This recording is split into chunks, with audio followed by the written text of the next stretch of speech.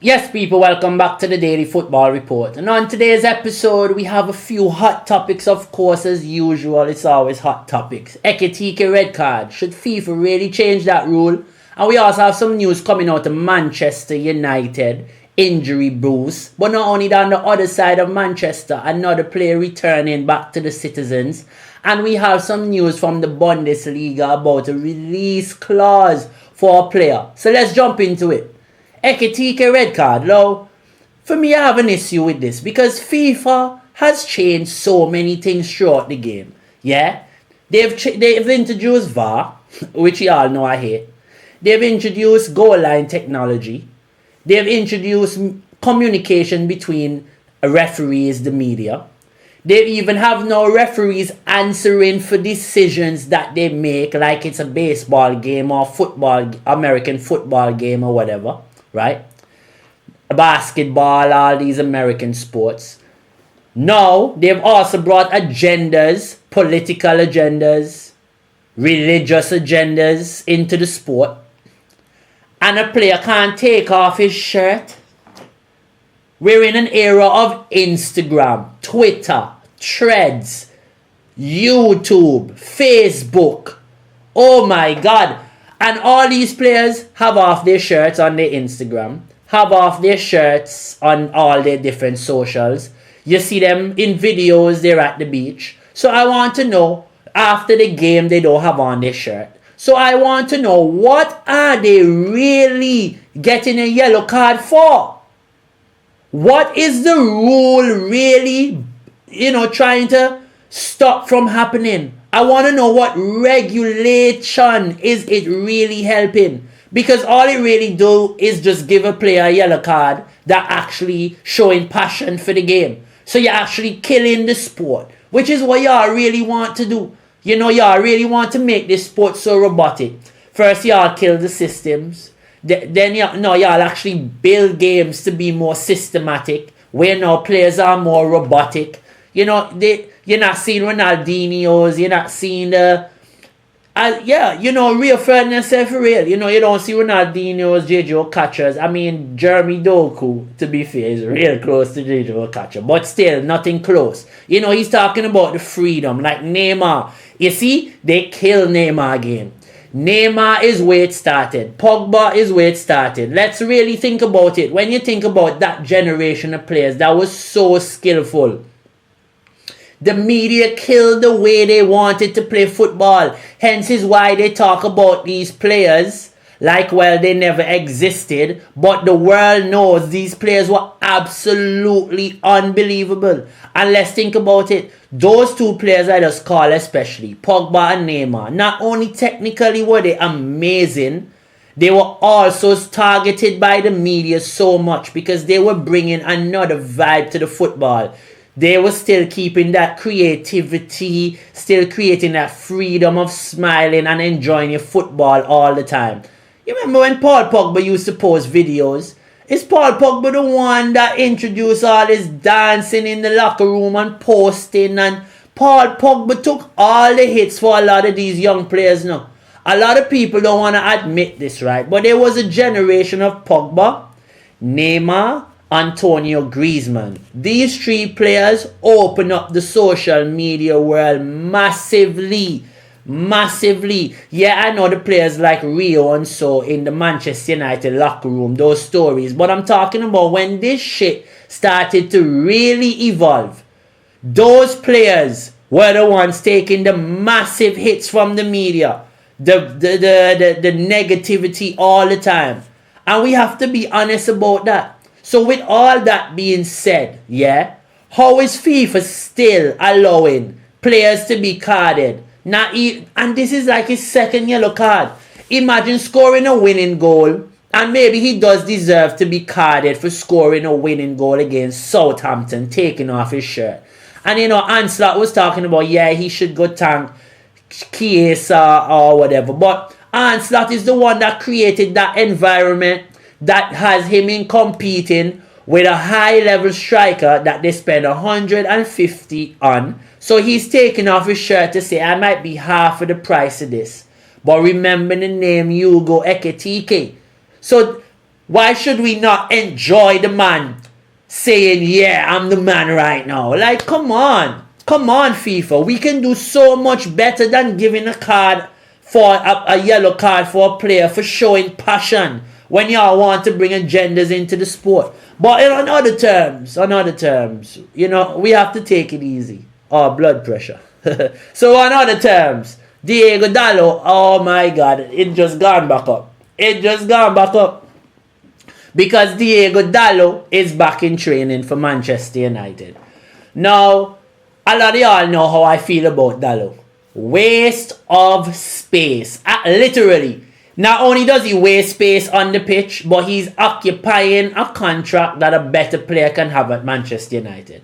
The guy is not a bad player, but his IQ level is so low for a seasonal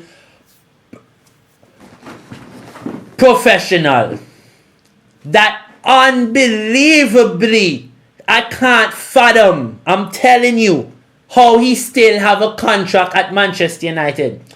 When you hear Roy Keane and them call out people like Luke Shaw, so I can see why Luke Shaw is still at United, because he's actually a good player. Like when Luke Shaw is playing good, he's playing good. When Diego Dallo is playing good, you can't remember. That's my point. That is my point. I can't remember he have a spell of games where I was like, damn, Dallo, you are amazing, bro. Never. Even Wan-Bissaka has given me those moments. I'm still waiting for Diego Dallo to give me a run of 5 to 6 games where I'm like, yeah, Dallo, you're a serious football player. I don't see it. I don't see it. He talks well. He's good with the media, so he get away with a lot of things. And he talks about Cristiano Ronaldo a lot. That is his catch. And he lands with Bruno Fernandes, so you have to get picked. You can't walk with Bruno and don't walk with Dallo. You see how you move? I realize your trick now, man, to you, dog. But you need to do better, because you can be better. But in other news, another player coming into Manchester is Calvin Phillips. Now, Pep Guardiola out here trying to fool us like, well, he ever cared about Calvin Phillips. Like, Pep, let's be honest, man. Between me and you. Hey, what you want me to do? Call you, dog? Guardi. Hey, yo. Bro, be honest. Tugs. You and I both know that you never cared about Calvin Phillips. This guy was brought into your team as a training player. Y'all had the luxury, y'all could have spent 50 million on him like what y'all do on y'all players that y'all don't want. If y'all realize now, City spent 100 on the players they want and don't want, and still just throw 50 million at anybody. City just go and say, yo, look, 50 million, let me get this guy. You know what I mean? Like, they just do it. He is a training player. He was bought to play as a training player. This guy he was never going to play. Rodri play every game 90 minutes. You're a training player. We all know this. We all knew it. Nobody, when City was buying Calvin Phillips, who thought, Sol, yeah, this guy right now going to go to City and he can evolve City. Yeah, he gonna play with Rodri. No one ever thought about that. Not once. Me, you, nah, nobody. You and I, me, myself and I, none of us, no one, I promise, thought that Calvin Phillips would have a chance at Man City. So his agent is to be blamed for this. Yes, and Pep Guardiola is to be blamed for this. Because they have put the man in a position where he was arguably one of the best midfielders in the league. Not saying in the world, just in the league. He was one of the best players around in the league at the time. And City decided to ruin the man's career. It's sad to see. And I really am upset about the situation. Because consistently, you see a lot of these big teams, they buy players like this, talking about squad depth, when they know the luxury is to have them as squad players, to have them as players in their training to elevate the level of training. Because what a lot of you people don't understand is, right, the higher the level of your training, the higher the quality of the players you have around, even the base of your rejects is the higher the quality of the playing. You know, even if Calvin Phillips come to training and he don't feel like training today, his quality is still high enough that him at his 75% is good enough for City training. He still have to go 100 anyway, but his par 100, say he at his 75, 80, is still high quality. It's still probably better than a player from the bottom 6 teams, yeah? So then, isn't that good quality for training? If City could play a game against a mid-table team like a Wolves, yeah, every week, or Bournemouth every week, just up training every day, you're training against a Bournemouth every day. What do you think will happen to your team? The evolution will be high because you're training against a really good opponent all the time. So that's what happened. That's how you elevate the level of training. So this is what City was doing. This is why they could win the treble. This is why they had really good momentum, because they had players looking over their shoulders still and in training. Now, this guy here right now being rumored to a return back to the Premier League. Now, personally, I think this is a big move because he has to come back to the league, man.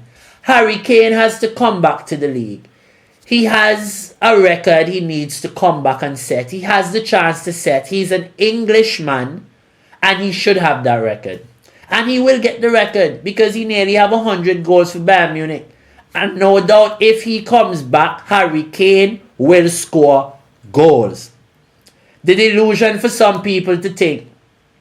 I see them talking about Harry Kane saying if he come back to the league, he won't be the same. Bro, this man is probably, if not the best number 9 in the world, one of the best number 9 in the world. And he's just like retired. He's just getting older and older and aging like fine wine. He's actually aging like fine wine. And it's beautiful to see a player like him who struggled earlier in his career with ankle injuries to now be able to come and play at a really good level, sustain a good level for a few years. And I really hope he wins the World Cup. You know, I really hope not only that he's win the Bundesliga and win like a Champions League, go win a World Cup, man. Go get a couple trophies on your bed. To be fair, out of a lot of players playing football that deserve massive trophies, him and Bruno Fernandes, for me, are 2 players I would love to see win a few major trophies before their career end. Just because they're so honest of players. They're so hard-working professionals. They're such high-quality players that deserve some trophies. And I just hope that they're able to get the chance to be able to do that. Because I think they are 2 players for me that just deserve some silverware. And a lot of silverware. So for the next couple of years, let's hope they get the chance to do that. But yeah, people, as usual, it's your boy coming to you straight out of, I can't tell you. Yes, always bringing you great news going forward. Please don't forget to like, share, and subscribe to the page. Keep hitting the bell for notifications. So, of course, as usual, I can keep bringing you great content going forward. Stay sexy, my people. Have a good afternoon, have a good night, have a good morning, wherever you are in the world. Take care. Ciao.